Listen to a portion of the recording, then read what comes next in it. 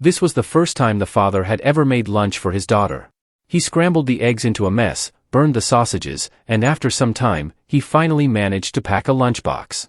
At the bottom, he left a note for his daughter, saying that from now on, he would be the one making her lunch. The girl fell silent in disbelief. Yet she couldn't stop her father's determination. Since her parents divorced, she had always eaten lunch with her classmates. When she opened her lunchbox, the food was burnt and extremely salty. Her friends offered to share their food, but she only smiled and finished every bite. When her father came home, she was already waiting. He asked how her lunch had been. She told him honestly and asked him not to make it again. But the father stubbornly insisted that he would always make her lunch. Rice, sausages, nuggets, tomatoes, and something burnt, none of it looked like food to her, and she could only hope her father would stop trying. Instead, he became even more determined and vowed to make something delicious. He watched online tutorials, and even when his fingers were injured, he kept practicing. At lunchtime, the girl carefully opened her lunchbox. The vegetables were cut too large, and her friend whispered that it looked too rough. When she tasted it, the food was completely bland. That night, the girl left a note saying the vegetables were cut too thick. The next morning, the father overslept and panicked. To avoid being late, he hurriedly made noodles.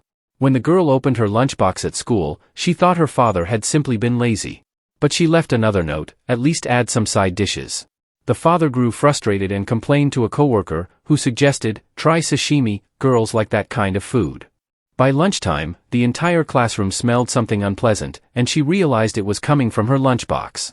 She ran outside carrying it, discovering the food had gone bad, and she struggled not to cry. That night, she confronted her father and told him the lunch had spoiled. He lowered his head, looking as if he was ready to give up. But the next day, a kind female coworker talked to him. She taught him to buy a cute lunchbox and use colorful ingredients. She also advised him to make the food look as appetizing as possible. After work, he went shopping for fresh vegetables, bought a cookbook, and prepared everything that very night. The next morning, he woke up early and carefully prepared his daughter's lunch. This time, with all his effort, the father finally made a delicious meal, and it made his daughter happy.